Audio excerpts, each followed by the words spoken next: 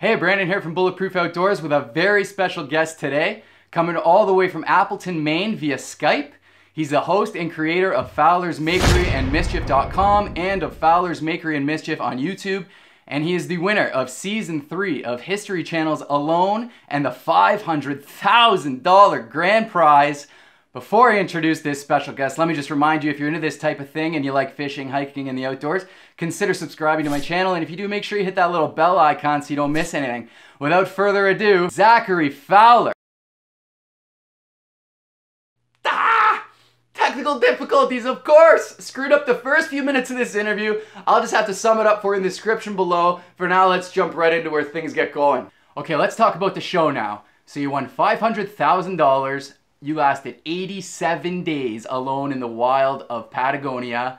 If what I read and my memory serves me correct, it was about 63 fish and 2 birds and about 72 pounds lost of your body weight over the time. How did you deal with everything? How did you handle it?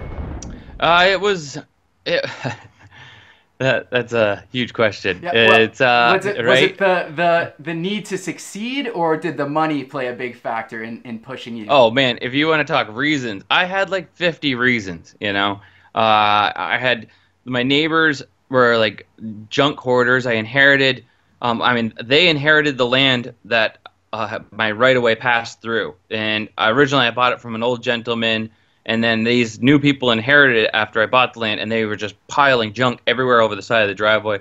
So I wanted to win so I could buy the rest of the land off of them, and then not have to deal with them. So there was one reason. Mama wanted a bigger house. She didn't want to live in a 12-foot yurt with 2 kids for the rest of her lives. And so we thought we were going to build up there, and that was my dream too, is to build my own little place up there and be off-grid and in the woods. And I'm not a big quitter. I'm like a pit bull. When I sink my teeth into something, it's hard to get me off of it if it's my thing. And I wanted to be done with the boat building. My dream ever since I was a kid is to build my own things. I got sketchbooks full of little inventions and creations and things I've come up with that I've never had the time or the money to see to fruition, because there's all that, like, you got to work for your job so that you can afford to go to your job, so you can afford to pay your rent and your mortgage, and so you can afford to do all this stuff. And it's like, I didn't like that system, I always fought against it. Like, I worked as few hours as I could so I could be at home with my family, playing in the woods, feeding the goats and moving goat pens and doing stuff like that, and building rustic things for our family. And it was like, because I just wanted to make what I wanted to make when I wanted to make it. And so doing the show was like, if I do this, if I succeed at this, or even if I do well at this, I can turn that into YouTube success. And so I was thinking that the entire time I was out there. I'd lay there sometimes at night and think of, like, what would be a good YouTube video? What would be really funny? And try to, like, come up with a way. So it was like, I had a million reasons, and every day that went by out there, I had like one more reason as to why I couldn't give up. And I'm like, I'm never going to think about giving up. So it just didn't come into it. So you weren't even close to quitting at 87 days? No. Nice. I was determined that I would never quit. They would have to pull me, Yeah. I was never going to quit. Great. So I actually read that during your time out there, you began to look at your camera kind of as the Wilson from the movie Castaway with Tom Hanks, if you know what I'm talking about. Is that true? And did you actually start talking to your camera after a little while? Tell me a bit about that. Oh, geez, yeah. I mean, because we were supposed to film ourselves, and so I had already done a couple of YouTube videos, and they had seen me do that before. I had showed them, that I was capable of filming myself. And so, like, right off the bat, I just started talking to the camera, and it was like, there was nobody else to talk to. So I figured, like, I'm talking to my girls, they would see this as they grew up. They'd be able to watch this over again, show their friends. They'd be able to watch it themselves. I'd make them watch it once a year and eat fish head soup and remember what Dad did so they could have a home, kind of thing. And I was talking to future America, a year from now they'd be watching this on TV and I'd be talking to them. So it was, I was always conscious of, I had to always be on my best behavior for the most part, and and I only ever lost my temper once, and I apologized for it, And so, yeah, it was just like, yeah, Wilson. Yeah, definitely. So in all that time, 87 days, only 63 fish and 2 birds and I guess some wild edibles to eat. How did you deal with the hunger? What did you crave the most, and what did you eat first when you got home? Oh man, pizza. Pizza. I thought about it the whole time. When you're watching the show, you see me like standing there and I'm looking out and I realized the sun wasn't going to shine on me. And I'm like, it's like a pizza on the other side of a crevasse. And I was always singing about my fish head soup. I was like, that's why I felt so good when I was out there though too, because unlike a lot of the others, I made fish head soup and I boiled it, mashed it, like 15 times before I threw it out. Right. So I drank down all the sludgy bits, ate every piece of everything I could possibly. The only thing I didn't do is like make a mortar and pestle and grind down the bones. Right. And I think if I do it again, I will do that. I will grind down the bones and drink the liquid bones, because I came out of there feeling strong. Really? My BMI was 21, and so. And then there was the grubs, and a couple of days where there wasn't anything to eat. And I was like 2 days in a row, and like I'm gonna try some of these grubs, and grubs are awful. Oh. They're like politicians. They're half full of you know what, and the rest of them isn't much better, And so yeah, it's and then dandelion roots. That was like almost the only plant I ever ate because I was on the dark side of the moon down there. Right. Like I had the side that the sun did not come to. Right, it was up behind me on the mountain, and it was 45 degrees up behind me, and so it just never. There was no flat spots I could get in the sun. Right. The trees are like 150 feet tall, and they don't lose their leaves. So even when there was a couple times where it might have been able to shine through, it was so dense that I'd get like a ray of sun like 4 times the whole time I was there. Oh, which creates a whole nother aspect of difficulty. Yeah, for sure. So I'd sit there and eat my fish head soup.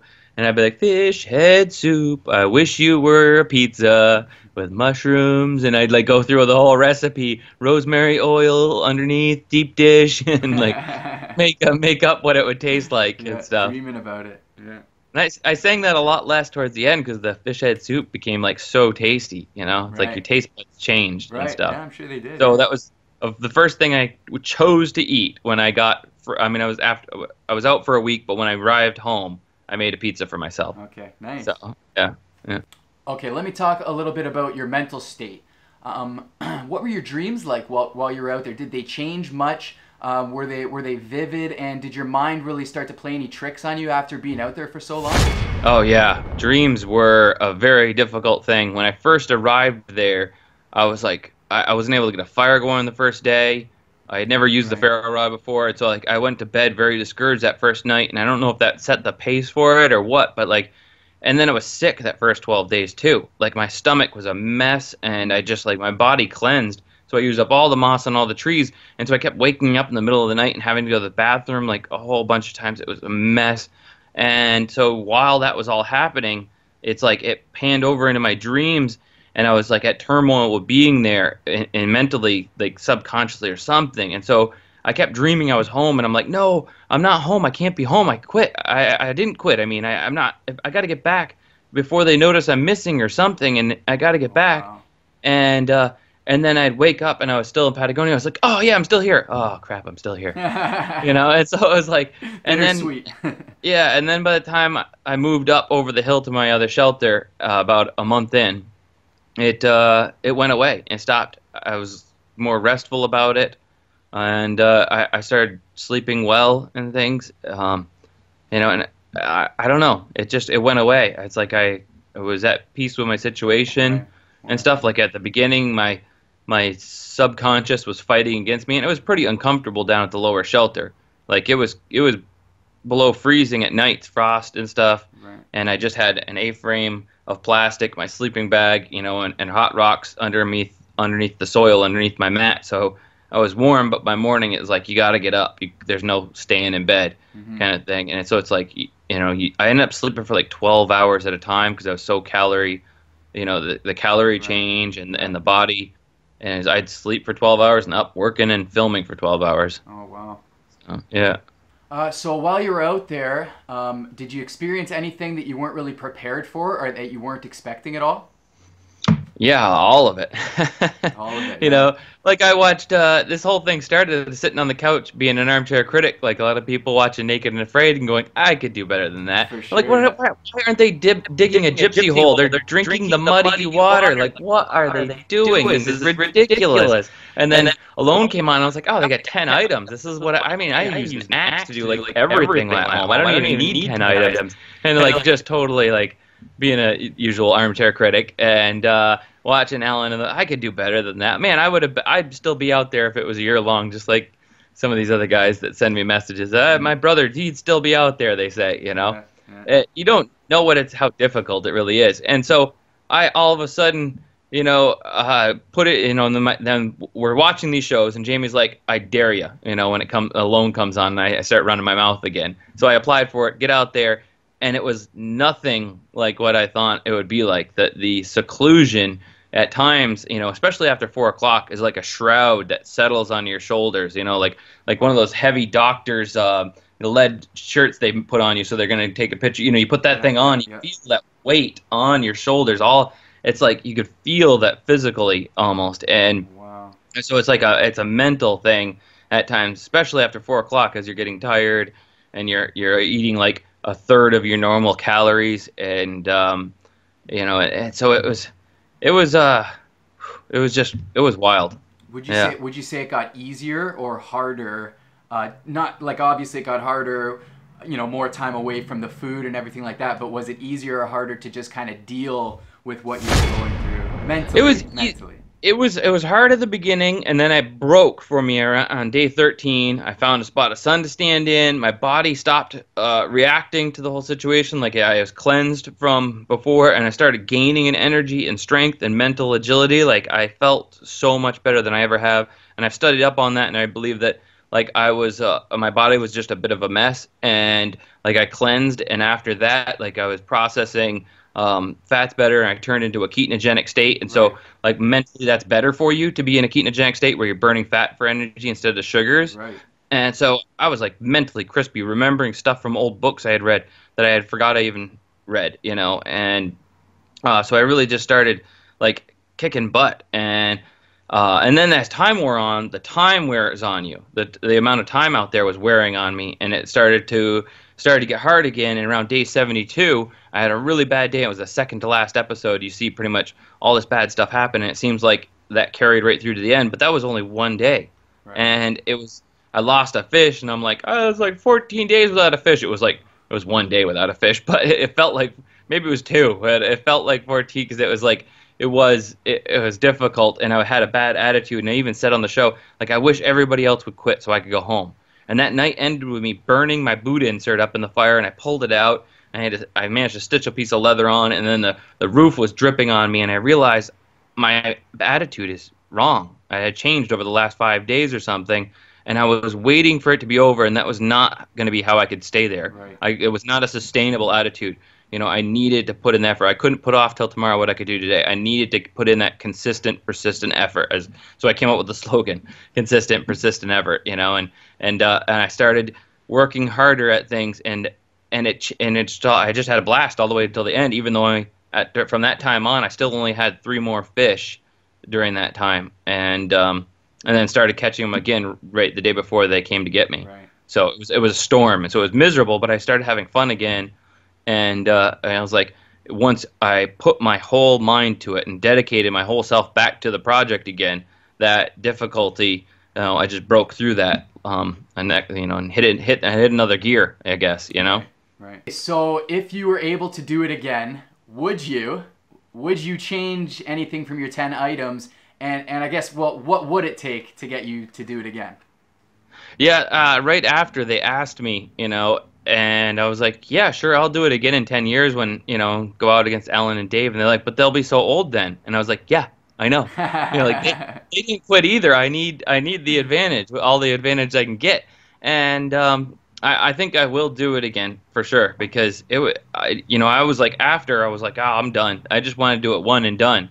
But now it's like I kind of got bit by the bug, you know. It's like I had fun, and even those harder parts of the whole thing are I can romanticize about those and be like, yeah, but I survived them, you know. And it was hard, but I could do it again, you know.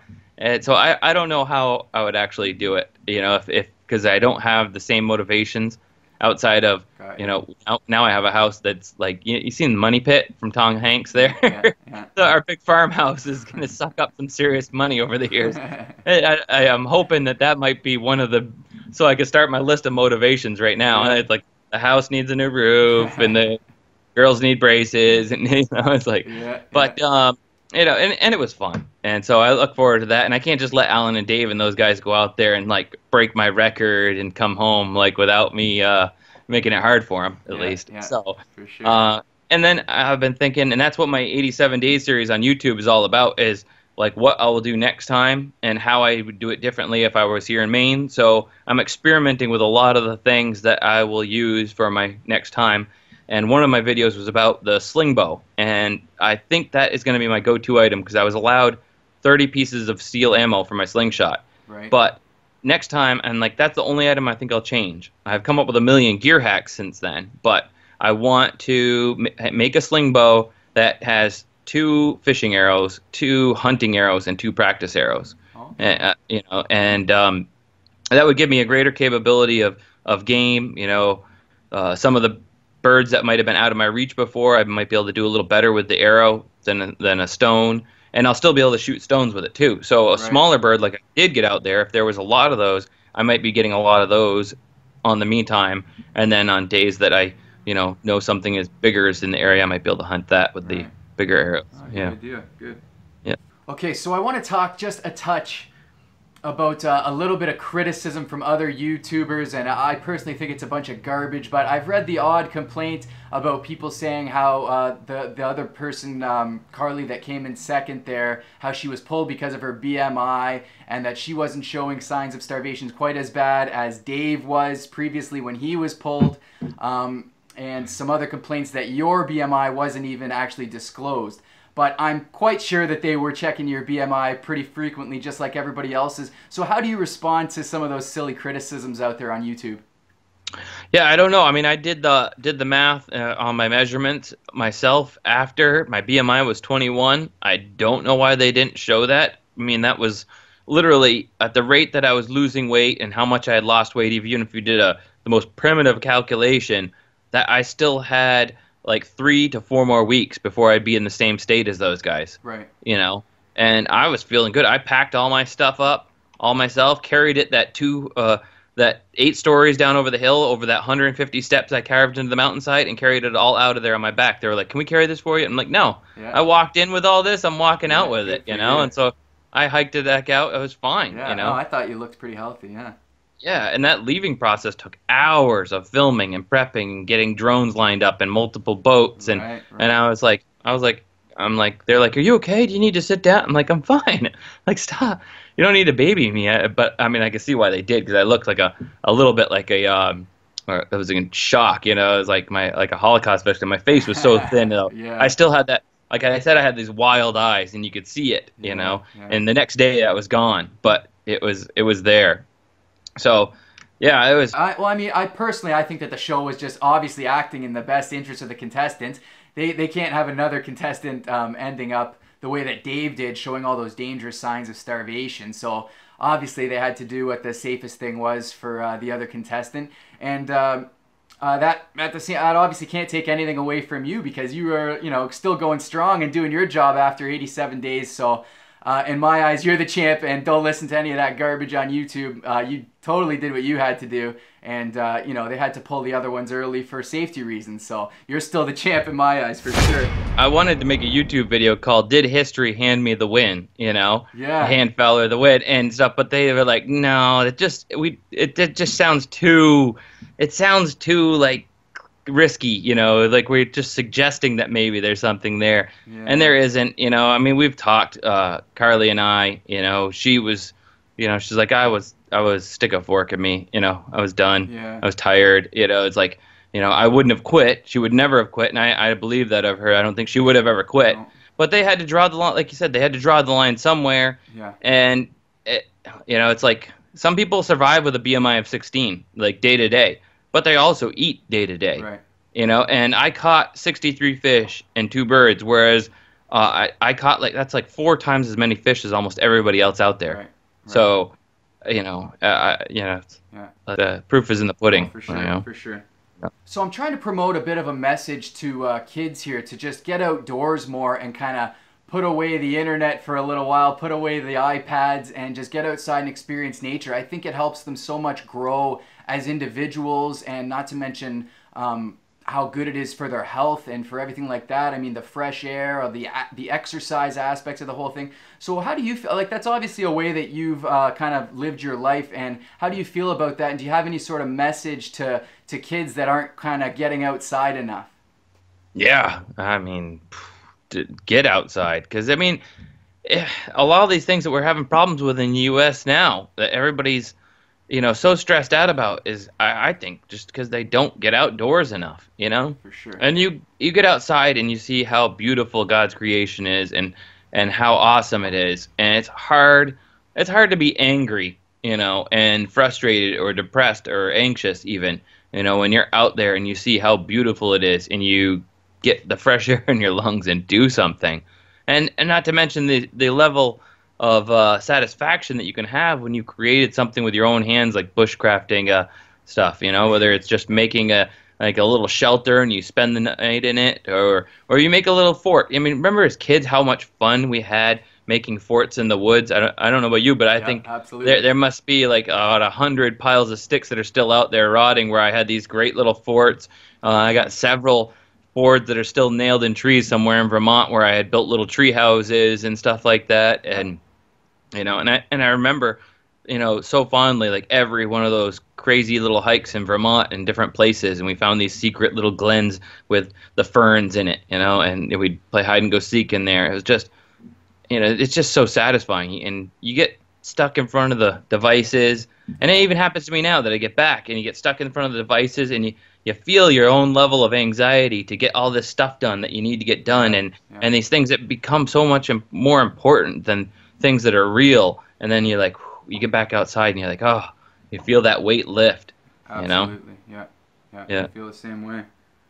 Look at all the amazing things you've accomplished throughout your career with your survival and outdoor skills, your building skills. I mean, if you hadn't lived that type of lifestyle where you were getting outdoors enough and learning those types of skills and doing all the reading and putting those things into practice, then you probably wouldn't have that successful website that you've got, the successful YouTube channel, and you wouldn't have won $500,000 on an outdoors show. So that's just another one of the benefits that you can get from really experiencing and learning a lot about the outdoors. So I just wanted to kind of add that. And it's hard not to do the outdoors thing and find something that you love about it. My dad laughs at me now, and he says I work harder than I ever did before doing the YouTube, because I found what I love, and it's related to the outdoors, but making stuff and making videos and making what I love to make, So it's like, I would encourage, like, it doesn't even have to be, maybe you live in a city, but there's places you can find to do what you love to do and work hard at it, and it's so much more satisfying. Like, I built boats for years and I loved it because I was creative and building things with my hands. But when I found the things that I really loved, and I got the chance to, win the show so that I could build and make things that I wanted to make instead of make things for other people, that's when my life really I got real busy at making, working at it, kind of thing. Right. Okay, so Fowler, I really just want to thank you so much for joining us on Bulletproof Outdoors. We really appreciate you taking the time to do this. I'm going to post all the links to your website and to your YouTube channel, as well as links to anything else we kind of discussed and that are related to this video in the description section below. So everybody, make sure you check out that description section, and join me in congratulating Fowler by giving this video a like and maybe leaving him a little congratulations comment for winning the show in the comments section below. Thanks so much for joining us, Fowler. I really appreciate it. And it's really been a pleasure talking to you, man. Congratulations, and best of luck going forward with everything you're doing here. Same here. Thanks for having me. Awesome, man. It's been a pleasure.